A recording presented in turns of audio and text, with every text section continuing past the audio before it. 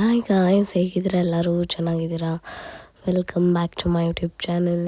ಒಂದು ವಾರದಿಂದ ವ್ಲಾಗ್ ಮಾಡಿಲ್ಲ. ಸೊ ನನಗಂತೂ ಹುಷಾರೇ ಇರಲಿಲ್ಲ. ಚಳಿ, ಜ್ವರ, ಶೀತ, ಕೆಮ್ಮು, ಗಂಟ್ಲು ನೋವು ಎಲ್ಲ ಒಟ್ಟೊಟ್ಟಿಗೆ ಬಂದುಬಿಟ್ಟಿತ್ತು. ನನಗೆ ಯಾವತ್ತೂ ಇಷ್ಟೊಂದು ಚಳಿ ಎಲ್ಲ ಆಗಿದ್ದೇ ಇಲ್ಲ. ಸೊ ನೋಡ್ಬೋದು ನೀವು, ಸಾಕ್ಸ್ ಹಾಕ್ಕೊಂಡು ಶೋಟ್ರ್ ಹಾಕ್ಕೊಂಡು ಕೂತ್ಕೊಂಡ್ಬಿಟ್ಟಿದ್ದೆ ನಾನು. ಅಷ್ಟು ಚಳಿ ಜ್ವರ ಆಗಿಬಿಟ್ಟಿತ್ತು. ಇಲ್ಲಿ ಪಾಪು ಇವಾಗ ನಡೆಯೋದು ಕಲ್ತಿದ್ದಾಳೆ ಕಂಪ್ಲೀಟಾಗಿ. ಇವಾಗ ಚೆನ್ನಾಗೇ ನಡೀತಾಳೆ. ಸೊ ನೋಡಿ, ಇದನ್ನು ಹಾಗೆ ಹಾಕ್ತೀನಿ ಕ್ಲಿಪ್ಪಿಂಗು.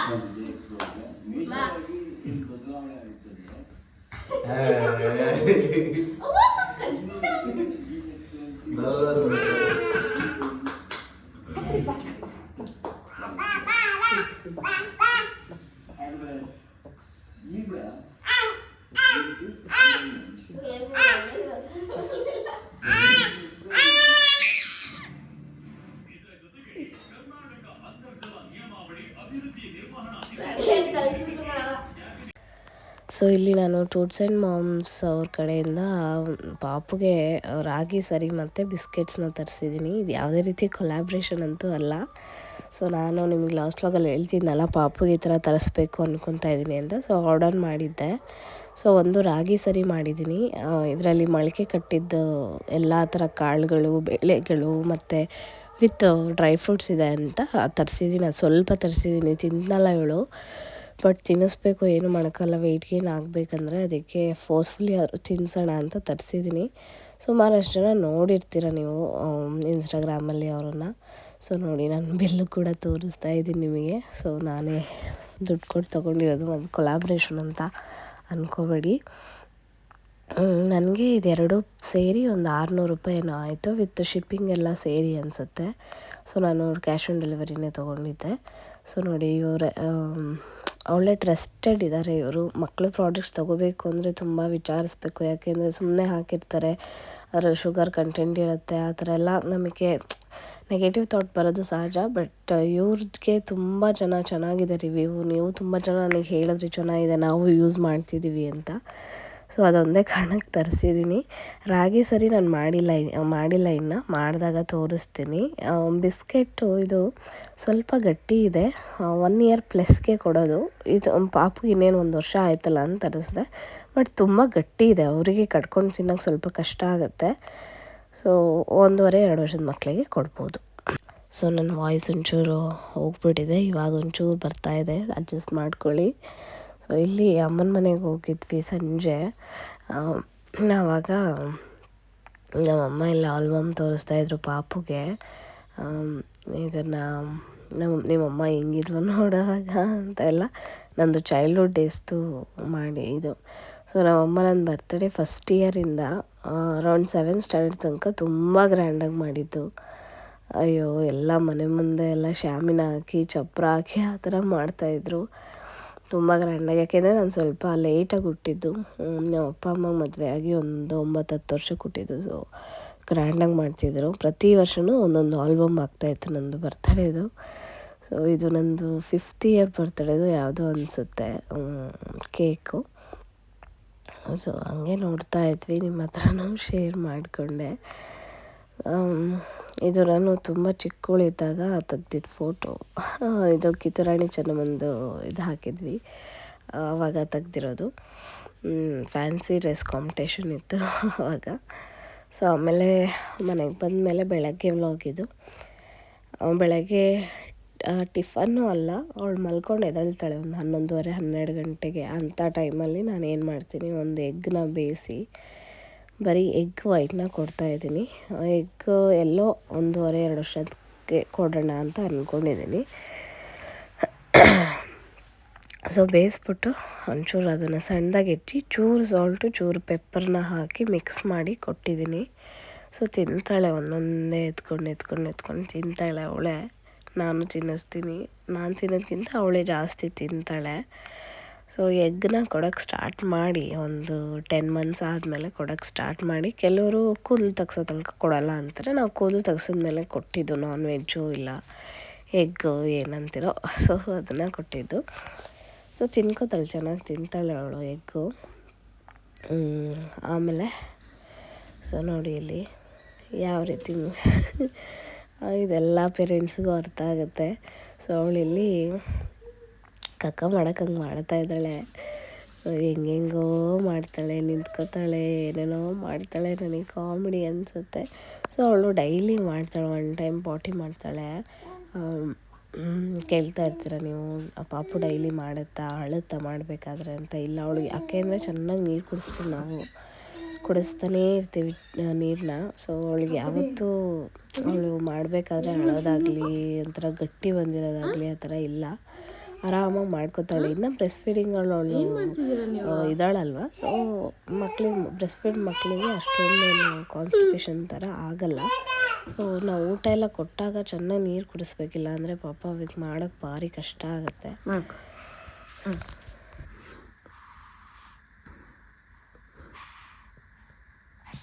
ಅಮೃತನ ಹೆಂಗಪ್ಪ ಮಾಡ್ಕೊಳ್ಳೋದು ಅಂತೀನಾ? ನೋಡಿ ಗೈಸ್, ಇದು ಅಮೃತನೇ ನಾನು ಯೂಸ್ ಮಾಡ್ತೀನಲ್ಲ, ಅದನ್ನು ನೋಡ್ಕೊಂಡ್ಬಿಟ್ಟಿದ್ದಾಳೆ. ಅದ್ರ ಹತ್ರ ಇಟ್ಕೊಂಡು ಅಂತಾಳೆ. ಹೆಂಗಪ್ಪ ಮಾಡೋದು ತೋರಿಸು. ಹಂಗೆ ಇಟ್ಕೋಬೇಕಾ ಮೂರ ಹತ್ರ? ಇಷ್ಟು ಬೇಗ ಎಲ್ಲದನ್ನು ಅಬ್ಸರ್ವ್ ಮಾಡಿ ಕಲಿತವೆ ಮಕ್ಕಳು ಅನಿಸುತ್ತೆ. ಆಮೇಲೆ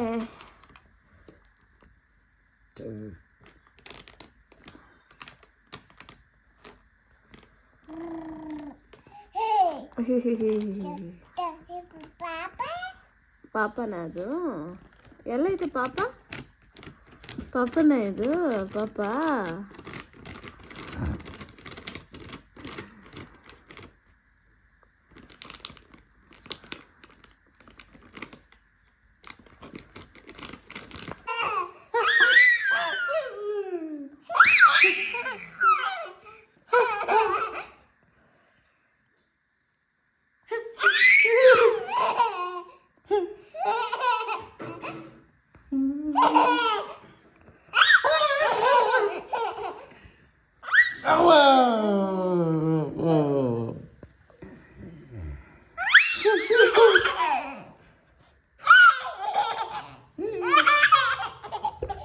ಅಯ್ಯಪ್ಪ,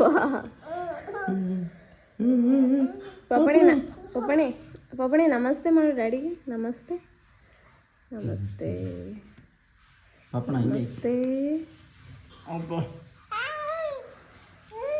ಡಿಚ್ಚಿ ಡಿಚ್ಚಿ ಮಿಸ್ ಬಾಯ್ ಮಾಡು. ಬಾಯ್ ಪಪ್ಪಣಿ, ಬಾಯ್. ಬಾಯ್ ಮಾಡಿ ಪ್ಲೇನ್ ಕಿಸ್ ಕೊಡು ಮಾಡು.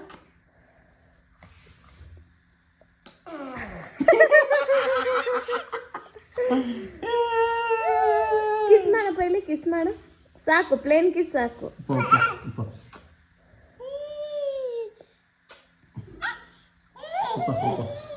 ತುಂಬ ಚೂಟಿದ್ದಾಳೆ ಇವಳು. ಎಲ್ಲದನ್ನು ನೋಡಿ ಕಲ್ತ್ಕೊಬಿಡ್ತಾಳೆ, ಬ್ರಷ್ ಮಾಡೋದ್ರಿಂದ ಹಿಡಿದು ಎಲ್ಲ. ಸೊ 1 ವರ್ಷದೊಳಗೆ ಮಾಡಿದ್ಲು, ಅದೊಂದು ಖುಷಿ ಆಯಿತು ನನಗೆ. ಸೊ ಎಲ್ಲ ಹೇಳ್ತಿದ್ರು ಇವಳು ವರ್ಷದೊಳಗೆ ನಡೀತಾಳೆ ಅಂತ, ಯಾಕೆಂದರೆ ಬೇಗ ನಿಂತ್ಕೊಂಡ್ಳು, ಬೇಗ ಕೂತ್ಕೊಂಡ್ಳು ಇವಳು. ಸೊ ಅದಕ್ಕೆ ಬೇಗ ನಡೀತಾಳೆ ಅಂತಲೂ ಹೇಳಿದರು ಕೆಲವರು. ಸೊ ಹಾಗೇ ಆಯಿತು. ಇನ್ನೊಂದು ವಾರ ಬಿಟ್ಟರೆ 1 ವರ್ಷ ಆಗುತ್ತೆ ಅವಳಿಗೆ.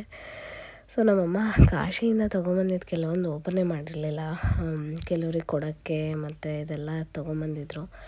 ಸೊ ಸ್ಯಾರೀಸ್ ಎಲ್ಲ ತಂದಿದ್ರು ಅಲ್ಲಿಂದ. ಈ ಥರ ಸ್ಯಾರೀಸ್ ಅಲ್ಲಿ ತುಂಬ ಕಮ್ಮಿ ಅಂತೆ, 300 350ಗೆಲ್ಲ ಕೊಡ್ತಾರಂತೆ. ಸೊ ನೋಡಿ, ರಾಮ ಮಂದಿರಕ್ಕೂ ಹೋಗಿದ್ರು, ಅಯೋಧ್ಯೆ ಅಲ್ಲಿಗೂ ಹೋಗಿದ್ರು. ಸೊ ತುಂಬ ಜನ ಹೋಗಿದ್ರಪ್ಪ ಇವರೆಲ್ಲ ಫ್ರೆಂಡ್ಸ್ ಗ್ರೂಪ್ ಮಾಡಿಕೊಂಡು. ಈ ಸ್ಯಾರೀಸ್ ಎಲ್ಲ ಏನೋ 300 ರುಪೀಸ್ ಅಷ್ಟೇ ಇತ್ತು, ಅದಕ್ಕೆ ತಂದೆ ಅಂತ ಹೇಳಿದ್ರು. ಸೊ ಅದು ಬಿಟ್ಟರೆ ನನಗೊಂದು ಬನಾರಸ್ ಸೀರೆ ಫೋಟೋ ಕಳಿಸಿದ್ರು. ಅರೌಂಡ್ ಅದು 4,000 to 5,000 ರುಪೀಸ್ ಏನೋ. ನಾನು ಅಷ್ಟ್ರದ್ದು ಏನಕ್ಕೆ ತರ್ತೀಯಮ್ಮ, ಅಲ್ಲಿಂದ ಚೆನ್ನಾಗಿರಲ್ಲೇನೋ ಅಂತ ಹೇಳಿಬಿಟ್ಟೆ. ಆಮೇಲೆ ತುಂಬ ರಿಗ್ರೆಟ್ ಮಾಡಿದೆ ನಾನು. ಅದನ್ನು ತೊಗೋಬೇಕಿತ್ತು, ತರಿಸ್ಕೋಬೇಕಿತ್ತು ಅಂತ. ತುಂಬ ಚೆನ್ನಾಗಿತ್ತು. ಸೊ ಹೋಗ್ತಾನೆ ಇರ್ತಾನೆ ನಮ್ಮಮ್ಮ, ಅವಾಗ ಹೋದಾಗ ತರಿಸಿದ್ರೆ ಆಯಿತು ಅಂತ ಸುಮ್ಮನಾದೆ. ಸೊ ನೋಡಿ, ಈ ಸ್ಯಾರಿ ಸ್ವಲ್ಪ ಜಾಸ್ತಿ ಅಂತೆ, 1,500 ಅಂತೆ. ಕ್ವಾಲಿಟಿ ಅಂತೂ ಸಕ್ಕತ್ತಾಗಿದೆ. ಸೊ ಈ ಥರ ಸ್ಯಾರೀಸ್ಗೆ ಕಾಂಟ್ರಾಸ್ಟ್ ಬ್ಲೌಸ್ ಹಾಕಬೇಕು, ಗ್ರೀನ್ ಕಲರು, ರೆಡ್ ಕಲರ್ ಈ ಥರ ಹಾಕಿದಾಗ ಚೆನ್ನಾಗಿ ಕಾಣಿಸುತ್ತೆ. ಸೊ ಅದೊಂದೆರಡು ತೊಗೊಂಬಂದಿದ್ರು. ಹಾಗೆ ಇದು ಮೂರ್ತಿ ಒಂದಿರಲಿ ಅಂತ ತೊಗೊಂಬಂದಿದ್ರು. ನಮ್ಮಮ್ಮ ತುಂಬ ಟ್ರಿಪ್ ಹೊಡಿತಾರೆ, ತುಂಬ ಅಂದರೆ ತುಂಬ.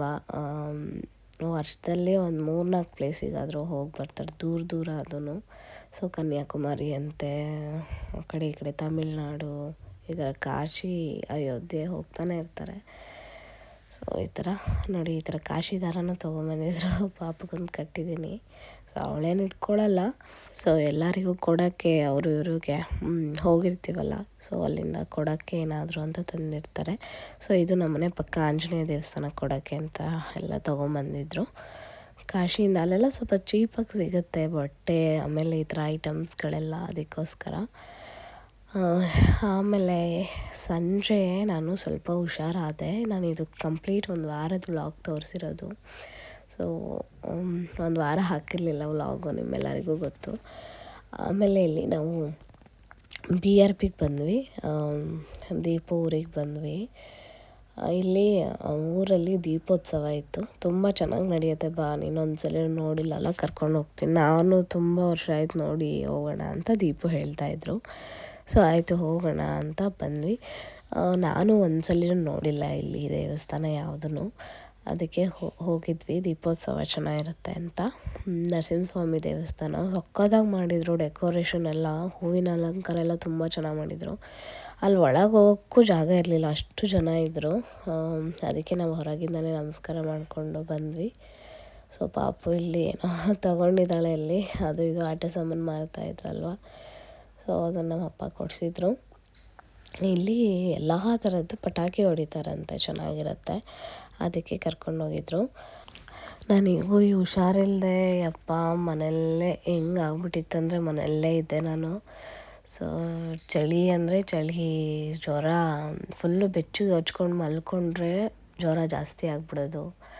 ಆಮೇಲೆ ಶೊಟ್ರೆಲ್ಲ ತೆಗ್ದು ಆರಾಮಾಗಿ ಕೂತ್ಕೊಂಡ್ರೆ ಚಳಿ ಸ್ಟಾರ್ಟ್ ಆಗೋದು. ಆಮೇಲೆ ಗಂಟ್ಲು ನೋವು ಬರೋದು. ಯಪ್ಪ ದೇವರೇ, ನನಗೆ ಯಾವತ್ತೂ ಹಿಂಗಾಗಿಲ್ಲ, ಫಸ್ಟ್ ಟೈಮ್ ಏನಪ್ಪ ಈ ಥರ. ನಾನು ನಿಜವಾಗ್ಲೂ ಈ ಥರ ಶೀತ ಜ್ವರ ಬಂದು ಹಿಂಗೆ ಒಂಥರ ಹೆದರಿಕೆನೇ ಆಗ್ಬಿಟ್ಟಿತ್ತು ನನಗೆ. ಏನೋ ಕೊರೋನಾನೋ ಟೈಫಾಯ್ಡ್ ಏನೋ ಬಂದಿದೆ ಅನ್ನೋ ಥರ ಹೆದರಿಕೆ ಆಗಿಬಿಟ್ಟಿತ್ತು ನನಗೆ. ಸೊ ಆಮೇಲೆ ಡಾಕ್ಟ್ರ್ ಹತ್ರ ಹೋಗಿ 3 ದಿನ ಮೆಡಿಕೇಷನ್ ತೊಗೊಂಡ್ಮೇಲೆ ನನಗೆ ಕಮ್ಮಿ ಆಗಿದ್ದು. ಇನ್ನೂ ವಾಯ್ಸ್ ಅಂತೂ ಚೇಂಜ್ ಆಗಿಲ್ಲ, ಸೊ ಅಂದರೆ ಸರಿಯಾಗಿಲ್ಲ. ಇವಾಗ ಇಲ್ಲಿ ಬಾಣ ಬಿರುಸು ಅಂತ ಮಾಡ್ತಾರಂತೆ. ಸೊ ಚೆನ್ನಾಗಿರುತ್ತೆ. ನಾನು ಅದೇ ಹೇಳ್ದಂಗೆ ಫಸ್ಟ್ ಟೈಮ್ ನೋಡಿದ್ದು. ಫುಲ್ಲು ಫೀಲ್ಡಲ್ಲಿ ಎಲ್ಲ ವೆರೈಟೀಸ್ ಪಟಾಕಿ ಕೂಡ ಇಟ್ಟಿರ್ತಾರೆ. ಸೊ ಮಕ್ಕಳಿಗಂತೂ ನೋಡೋಕ್ಕೆ ತುಂಬ ಅಂದರೆ ತುಂಬ ಚೆನ್ನಾಗಿರುತ್ತೆ. ಸೊ ನೋಡಿ, ಈ ಥರ 1 ಅವರೇ ಹೊಡಿತಾರೆ ಪಟಾಕಿ ಅನ್ಕೋಬೋದು. ನೋಡಿ ಅಲ್ಲೆಲ್ಲ ಜೋಡಿಸಿದ್ದಾರೆ. ಸೊ ಅದನ್ನು ಎಕ್ಸ್ಪೀರಿಯೆನ್ಸ್ ಮಾಡೋಕ್ಕೆ ತುಂಬ ಚೆನ್ನಾಗಿರುತ್ತೆ. ಈ ಕ್ಯಾಮ್ರಾದಲ್ಲಿ ನಾನು ಶೂಟ್ ಮಾಡಿ ಅದು ಏನೂ ಅಲ್ಲ.